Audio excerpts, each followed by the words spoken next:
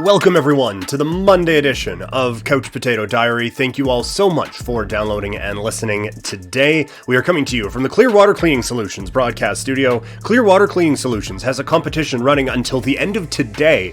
They need a name for their new mascot and they want your help. Follow them on Facebook, Instagram, and LinkedIn and help name their mascot by commenting on their post. The winning name will win a free residential cleaning. Check them out, clearwatercleaningsolutions.com. You can find me on social media, Twitter, Instagram. I am at Primetime Klein, twitch.tv/primetimepk. You can also email the show at couchpotatodiary@yahoo.com. Shout out to Waste of Talent for the music. The Super Bowl is set. It is a new era in Canadian soccer and its free agency in the Canadian Football League. All that coming up on the show today.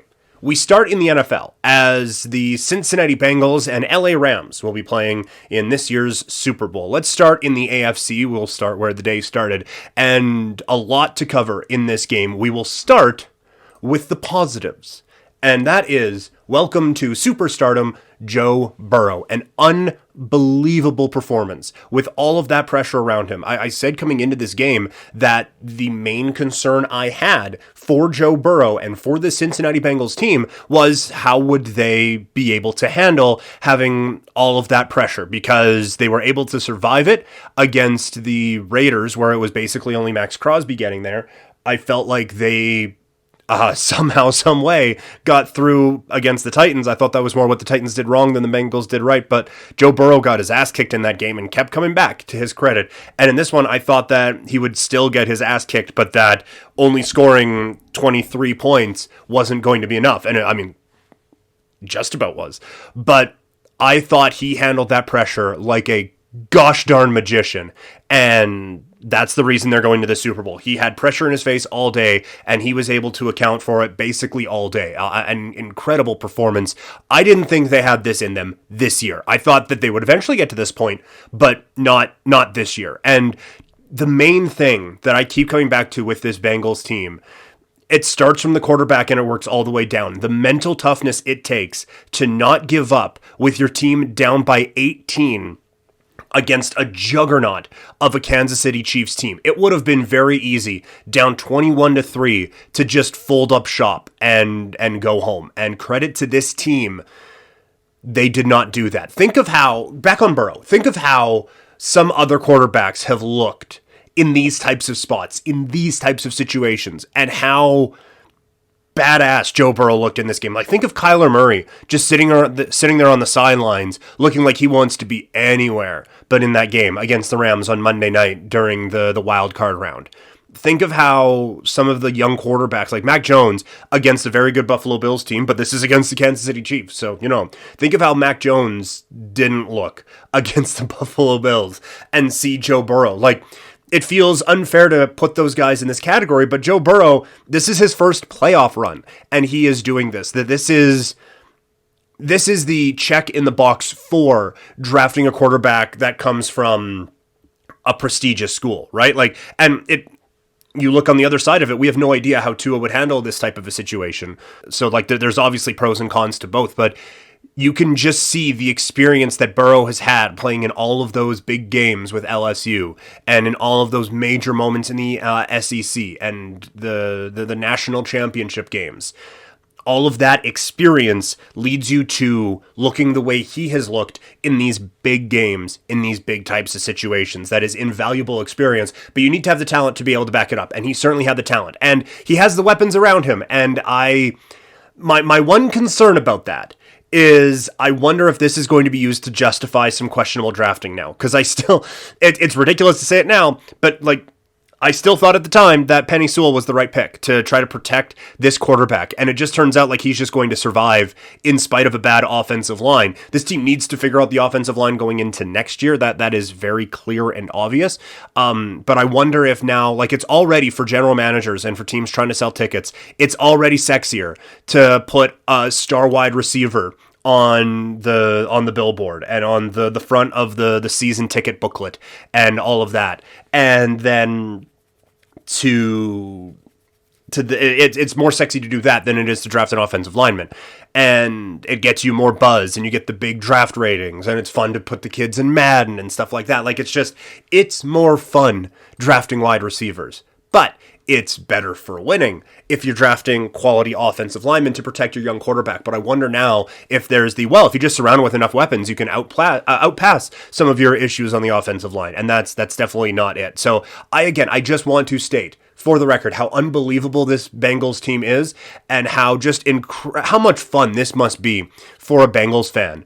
That, like, I don't know, from my perspective, and again, I'm not a Bengals fan, I wasn't buying that the Bengals could go to the Super Bowl until Patrick Mahomes threw that interception in overtime. Like, that was the first time I let it go into my mind that, we could have a Super Bowl for the first time in my life featuring the Cincinnati Bengals. That's interesting. Like, that never crossed my mind, so I wonder how the Bengals fan is feeling today. Hopefully they've been able to enjoy this ride the whole way. The one you feel bad about is no AJ Green, right? Like, he'd been there for so many bad times, and then to not be able to be on this team, it kind of sucks. But so happy for Bengals fans who have been through a lot. Now, it was not a perfect day for the Cincinnati Bengals. I thought, and this is going to be lost in a lot of this, but I think it needs to be brought up as we get ready for the Super Bowl in a couple of weeks. I thought this was an awful coaching job by Zach Taylor. He was consistently putting his young quarterback in tough third down situations. Your job as a coach, especially in this sport, and especially with the team that you have in Cincinnati, put your quarterback in the best position to succeed. And I feel like the Cincinnati Bengals are in this spot in spite of their coach, not because of their head coach. I think that is very clear. The only creative idea this offensive mastermind had to deal with the pressure that his quarterback was going to face was, the screen game. That is the most we do that on Madden here. Like, that's something we can figure out. There should be a little bit more to that, but it's, we're gonna screen, and we're gonna run the ball on 1st and 2nd down so that Burrow has to throw the ball on 3rd and 8, and if we know he has to throw the ball on 3rd and 8, the defense knows that he has to throw the ball on 3rd and 8, so they're just going to be gunning for the quarterback. It put the Bengals in unnecessarily difficult situations all first half, and they got away from it a bit in the second half, but it still wasn't perfect. I thought he was awful. I thought he was really, really bad, and he has to be one of the worst coaches going to the Super Bowl since, like, Bill Callahan. I'm going to have to go through it as the week goes on. But yeah, I was so unimpressed. I thought he was choking this game away, to be perfectly honest. And that gets to the next part. So we're clearly done with the all praise for the Bengals portion of the show. They deserve all of the praise. But let's now get into why they are going to this Super Bowl. A big reason why. They still, again, mental toughness. They had to take advantage of the opportunities that were presented to them by Kansas City. But make no mistake about it, the opportunities were presented to them by Kansas City. This is a choke job. This is 100%. This is 95% a choke job. And a better coach, maybe you don't even need to go to overtime with how bad the Chiefs were. The one issue I feel like this era of Kansas City Chiefs football has had is they really seem to lose focus sometimes. And all the times where we're like, okay, well, let's do something else.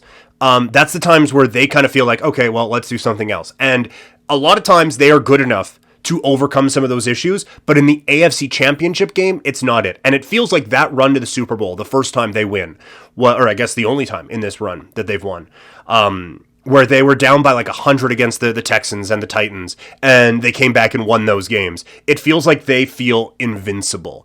And again, 98% of the time, they are. But it just feels like they took their foot off the gas again in this game. And that was something they did in the regular season matchup against the Cincinnati Bengals, and they do it again here in the postseason with the game on the line, and they were just never able to get out of that. And there is blame to go around. But the first is on Andy Reid. That play call at the end of the first half, like this is, I don't think I'm breaking any news here, that changed the game. That was the TSN turning point. That was it. You have it shot at the end zone, and just like more points makes it a full 2 touchdown game. It's still a 2 possession game. Like, it's not ideal, but in that spot, you are losing a bit of the advantage that you gain by going for it in those spots because the other team isn't getting the ball back at the 1. Like, you haven't completely changed the field position thing. But that play call, to not just like that ball has to just go to the end zone quickly. You have Kelsey, you have Tyreek Hill, who is very fast. he can just one quick move, open, boom, touchdown. Like that's all he needs to do in that spot. That is the one play call you can't do in that situation. And it turned the entire game around. And it was, like, quite frankly, it was borderline disrespectful to the Bengals to just assume, Tyreek Hill will be able to get in. Like, Tyreek Hill in open space can do a whole lot of things, but there isn't a whole lot of open space when you're at the goal line. You're kind of boxed in that spot. But just to assume that Eli Apple or whoever else on the Bengals couldn't make that tackle, I would imagine that's how the D coordinator, Lou Anarumo, that's probably how he sold it to his locker room at the half. Like, they think so little of you that they're just going to throw it short of the goal line when they don't have any timeouts at the end of the first half. I thought that was dreadful. And again, I thought it was disrespectful, and it turned the game around. You get 3 points there. It's a 14-point game at the half. You have the ball coming out in the second half. Like, you're looking at that situation. It's 21-10 after a very good touchdown run on I criticized it before, but on a screen pass. So it does work sometimes. But you have the Bengals with a bit of life. And just getting being able to march down, getting those points at the end, feels like it could just get a bit of the air out of that balloon. But now you got a team fired up going to half. They can sell these guys don't think you can beat them. Let's go out and show them. Like, this was, it was an opportunity to let the Bengals back in the game that they didn't need. You get points on either side of that half and the game is over. You kick a field goal there, you go up by 14. Even if, who knows with the momentum and all of that, because they get a 3-and-out at the end of the first, or at the start of the second half, and it's game on. But if you get field goals on either side of that, then it's all of a sudden a 17-point game, and it feels over. But this felt very Andy Reid. We've got away from that over the last little bit because of the success he has had. That's an interesting flip.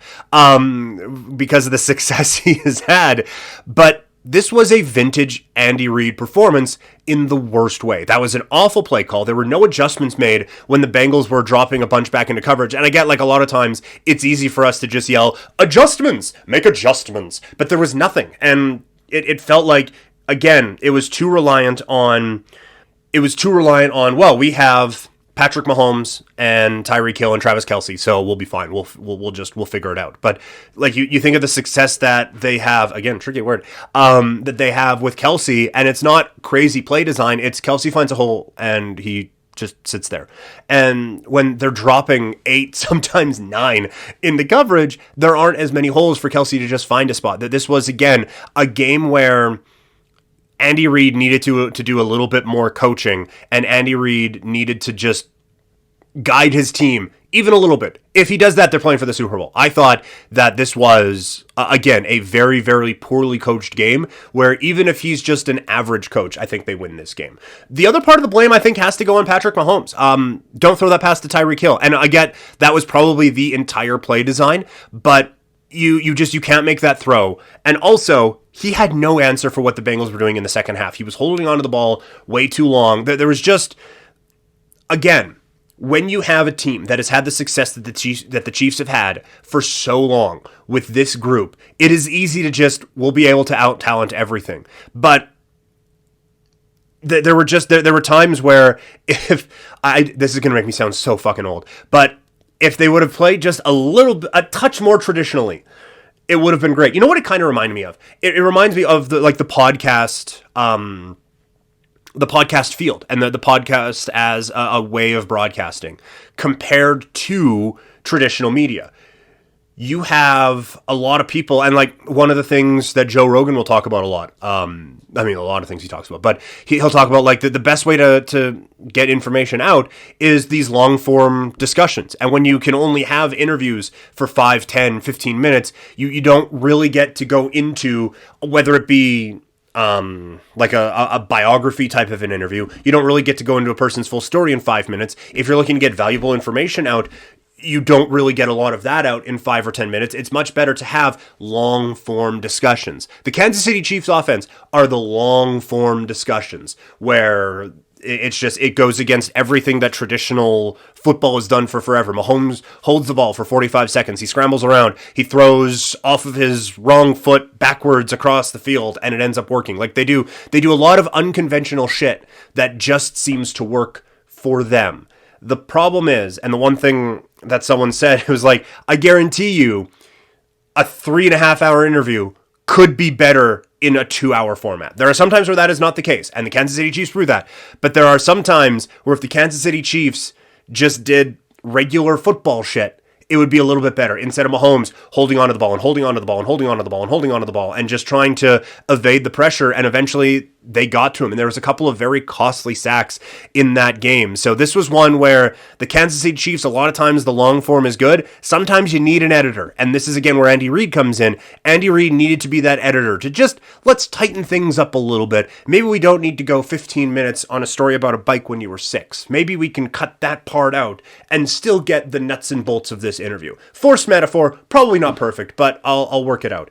This looked like the Chiefs team from earlier in the season when we thought the league had figured them out, when some had thought the league had figured them out. This was bad. And again, that game was there for them the entire game, and they just never figured it out in the second half, and that's why they aren't going to Los Angeles for the Super Bowl. In the NFC, the Rams are going as they finally get the better of the 49ers. And we were all watching this game, and I know a lot of you were thinking, like, maybe the 49ers just have the Rams number, because the Rams didn't look great. 49ers didn't look awesome either. This game, not a well-played football game, but exciting. And again, everyone talking about, oh, wow, this was such a great weekend. Oh, well, it wasn't the most well-played football. Like, hey, fuck off. These games were fun. But B, like, sometimes when you have close games, it's not going to be 49-47 at the end. I thought this was a great game. The Rams just could not get anything going. And the weird part about a lot of this game was I thought each team was using the game plan that the other should be using. The 49ers barely got anything going in the run game, and I thought that would be a major part of their style going in, because look at their quarterback, and we will in a second. And I thought the Rams relied on the run way more than they should have. And then one team adjusted, and that was, I almost called them St. Louis, jeez. That was LA. This is something we talked about earlier on in the season. Players over plays. It ended up costing Kansas City, admittedly, because they were just like, get Tyreek Hill the ball and figure it out. But this was, when the comeback started, it was Cooper Kupp and it was Odell Beckham Jr. Like, we have some other very talented players on the team, and that's fantastic. But if we are going to lose, let's at least lose giving it our A1 shot. And they did that, and they ended up coming back, and they ended up winning this game. And that was, I think that can be a lesson for some teams too. While Kansas City was maybe a little too reliant on, just get these guys the ball and they'll figure it out. When you have that, but you also have the structure around it, which the Rams did, good things can happen. And good things are happening for this Rams team, and you feel really good about it. There are a lot of players on this team that I'm excited for. I'm happy that for the next couple of weeks, the national spotlight is going to be on Aaron Donald and Cooper Kupp, as they deserve. Aaron Donald, probably the best player in the National Football League right now, and Cooper Kupp, probably the best receiver in the NFL right now. And this has the potential, it already has, I think, a little bit, changed the narrative on Matt Stafford a little bit. Not that his narrative was in as bad a shape as it's been for some other guys, because there are some guys who do, like, Matt Stafford, I think, deserves maybe a bit more of the blame for what's happened with Detroit in his time and just what's happened with his career. Never really surrounded with the best of teams, so you can kind of forgive him for that, but he was one where it was just like, oh yeah, he's really, really good, but the teams around him aren't great, and now, like, who knows what he can do in these playoff games. He has had some major moments in winning time situations. I'm not going to use that C word, but like when the Rams need their quarterback to step up and make a big play, he has. You think about the collapse against Tampa Bay, none of that was on Matthew Stafford. And that pass to Cooper Kupp at the end of the game to seal it, that's Matthew Stafford. This comeback, Matthew Stafford. So I think this is... He is finally getting to show, after, 13 years in the league? He's finally getting to show what he can be as a winning time quarterback. Also, I think we've established the issues in quarterback weren't Odell Beckham Jr. Maybe that was ridiculous and just an easy scapegoat because we all think of the guy as a diva. And look, I would probably want him on my team. He is still very good. Is he best receiver in the league anymore? Well, no. But is he a great complement to the best receiver in the league? You bet your ass he is. He has been phenomenal on this team, and he is this team does not get to the Super Bowl without him, especially after Robert Woods went down. This team doesn't get this far without Odell Beckham Jr. and what he has been able to do. What he's been able to do. Wow, what he's been able to do. Sean McVay needed this. Like, they went all in, and it has paid off. They are hosting the Super Bowl. And we're going to get into how are these teams built a little bit later on this week, or in the build-up to the Super Bowl anyway. And for the Rams. Like that, this is not a draft and develop team. This is we have a lot of talented players everywhere. Let's just try to buy this window, buy our way into keeping this window as open as we can for as long as we can. And they've done that, and they're now in the Super Bowl. It's going to be an interesting look. I'm excited to do a bit of a deeper dive into it this week. This was a tough one for old Jim Garoppolo, for Jimmy G. Also, for Jeff Garcia. If you're unaware of the Jeff Garcia situation, the former Calgary Stampeder quarterback, and more prominently known probably as a San Francisco 49er quarterback, was with the Raiders for a minute too.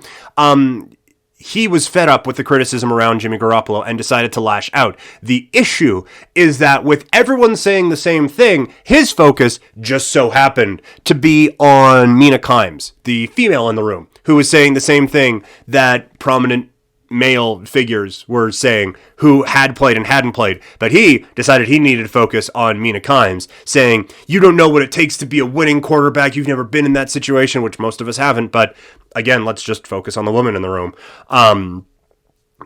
Just embarrassing, telling on yourself type of stuff from Jeff Garcia. And then Jimmy Garoppolo had the ball with 2 minutes left and a chance to win the Super Bowl. Here's how you know Jimmy Garoppolo ain't it. When you look on Twitter, when Burrow gets the ball, or when Mahomes gets the ball, or even when Stafford gets the ball, or again, last week with Josh Allen, or Aaron Rodgers, or when the top-tier quarterbacks get the football with the game on the line, a lot of times the narrative on social media is, gave him too much time.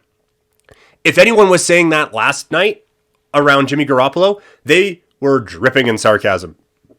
No one was saying, man, gave Jimmy Garoppolo too much time. Not a soul. And you know what? He failed. The offensive line had issues, but this is what you want. When you want to prove to the doubters that you can be a quarterback that can win it for your team instead of just being along for the ride, when you want to prove that this team made a mistake giving up basically their entire draft to get your replacement, go out and win the game. At least move the ball. They had a couple disaster drives when they were trying to put this game away late. And that is Jimmy Garoppolo.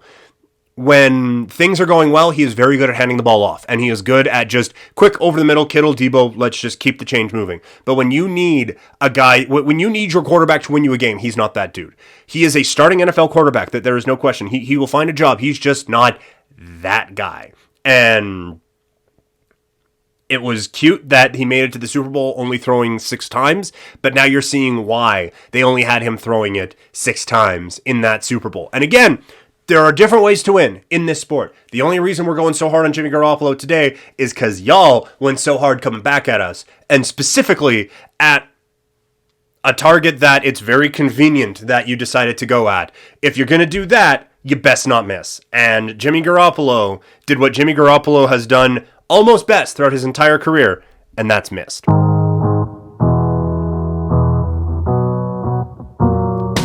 Music that you hear on Couch Potato Diary is provided by Wasted Talent. Find them on Instagram at Wasted Talent, with X's where the A's would be. And also find their producer on Instagram at Tommy Fresh Music. What a week it's been for Canadian soccer. It has been so much fun these last few days, seeing everyone excited, to see the number of Canadians who are tweeting about the game during an NFL playoff game. That was really exciting to see as well. And I'm not going to do an X's and O's breakdown of this. Milan Borjan in goal for Canada. Some unbelievable stops these last couple of games. It's just that this is sport defining stuff. And Borjan, a huge part of that. And then you get a couple of key goals.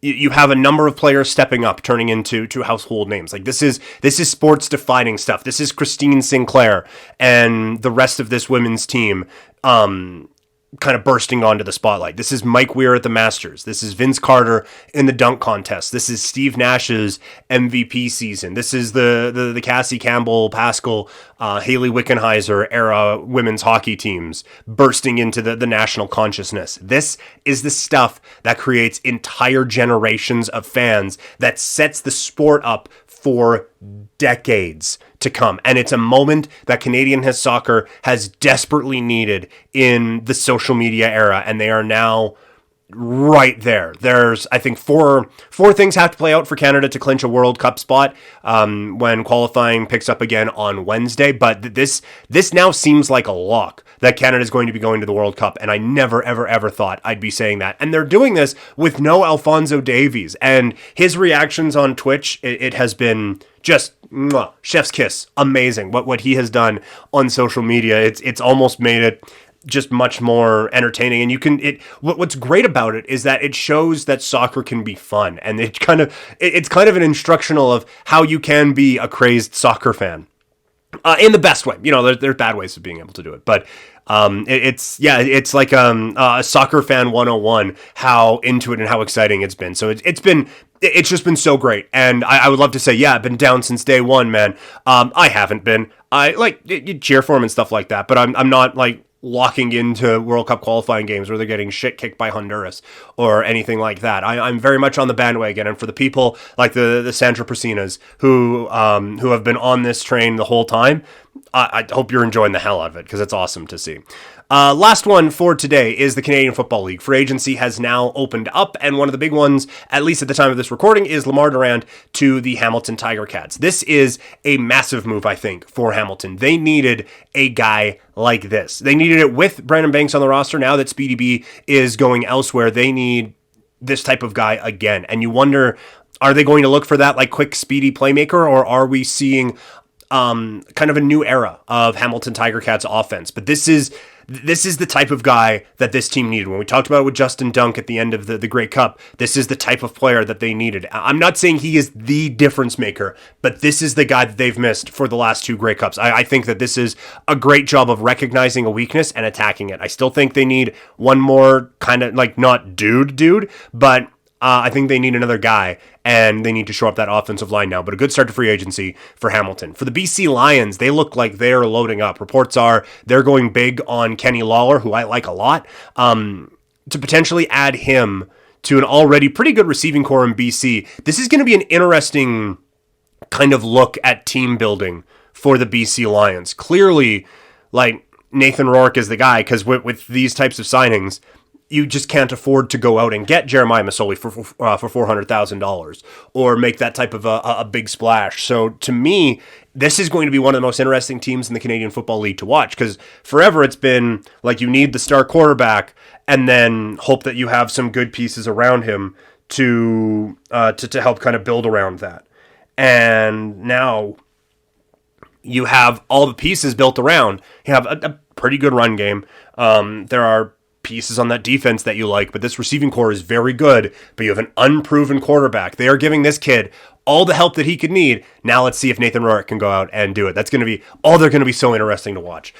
Out here in Calgary, Kadeem Carey signs with the Stampeders. It's one of the biggest contracts given to an American running back in a long time, and that doesn't seem like a note that's on John Huffnagel's resume, does it? Like, that this is very unstamps-like, but I also think that this is kind of a recognition of where the Stamps are right now. That this, to me, kind of signals that they know that Bo is going to need some help. And that is not a shot at Bo. I don't even think that's a bad thing. To say, hey, maybe this guy isn't one of the top 3 players in the league anymore, is not the insult that it maybe comes across as. I still think that Bo is a good quarterback in the Canadian Football League, but he is not win games on his own guy anymore. They now need a little bit more help from the run game. Maybe they probably need a little bit more help in the receiving game as well, but they certainly needed more help in the run game. Kadeem Carey can do that. So again, I think this is just an interesting note on where the Stampeders appear to be heading with Bo Levi-Mitchell, and then maybe beyond Bo Levi-Mitchell as well. My last one today, I think I said last one going into the CFL and I lied. Holy crap, did I have some issues with Sportsnet this weekend. And look, like I don't feel like I've been guy who was laid off from Sportsnet and now is raining hellfire down on Rogers. I still love all the people who I worked with. I want nothing but all the success in the world for them. But when the company screws up, your boy's going to mention it. Will he do it with a bit more of a smile on his face? Maybe. But this has nothing to do with 960, by the way. This has to do with Sportsnet all the way to the top. Trying to watch the Royal Rumble on Saturday was one of the most frustrating television watching experiences I have had. We are cable cutters here. I've talked about that before. We have signed up through the Sportsnet site for Sportsnet Now, so can still get all the NHL, NBA, all the stuff that Sportsnet Now provides. And I thought they had one of the better apps out there for a bit, and then they updated it, and it's been dog shit since. But Saturday night was the pinnacle for me of the dog shittiness, where for 5 hours we were watching the Royal Rumble, and I don't know if we got 30 seconds straight of clean video. It was buffering, it was loading, it was everything the whole time. And when your main thing is, well, you don't want to deal with the buffering of all those other illegal websites, that can't be something that happens. And this is quite honestly embarrassing for a company that is trying to be the number one sports outlet in this country. They have the Stanley Cup, they have Toronto Raptors basketball and the NBA playoffs and all 162 games of the Toronto Blue Jays. They have all of the media stuff in the world to not figure out how to do a stream on a Saturday night for a wrestling show. It was embarrassing, and there's no excuse for it. Absolutely no excuse. And then to hear that people are having troubles again on the Sunday for the soccer, again, like you can't do it. You absolutely can't do it. So just an absolutely embarrassing weekend for Sportsnet. When I tweeted out, we finished the Rumble about an hour late because it just took forever with all the buffering and with everything like that. And I tweeted it out, and people were saying, oh, you're an idiot. Why would you go with them? Why not go to these other streaming sources that you can just pirate these things from? The one thing you have over these other options is clear video quality, probably not going to get a virus from them, and it's going to be a clean stream the whole night. That is the edge you have, because otherwise I don't have to pay $25 or $20 a month or whatever the hell I'm paying right now for one of these illegal stream sites. I can just pop on over there for free. I do it because I like to support Canadian media, and I do it because I like to I support people who are supporting professional wrestling and supporting sports in this country, but God damn, did they make it difficult to support them on Saturday night. That's going to do it for Couch Potato Diary today. Again, Clearwater Cleaning Solutions has a competition running. Today is the last day. They need a name for their new mascot, and they want your help. Follow them on Facebook, Instagram, and LinkedIn, and help name their mascot by commenting on their post. The winning name will win a free residential cleaning. If you want to get in touch with me, I am on social media. On Twitter and Instagram, I am at PrimetimeKlein, twitch.tv/PrimetimePK. You can email the show, couchpotatodiary@yahoo.com. The music that you're listening to, provided by Wasted Talent. There are X's in their name where the A's would be. They are on Instagram at Wasted Talent, so that is at WXSTEDTXLENT. And find their producer on Instagram at Tommy Fresh Music. General History Podcast with myself and my wife, We Had No Idea, comes out every Wednesday morning. Find that show on Instagram at We Had No Idea Podcast. Hoping to do a bunch on Twitch this week. Got 2 more podcasts on here coming up. Going to be a fun week. Talk to you guys later. I am out.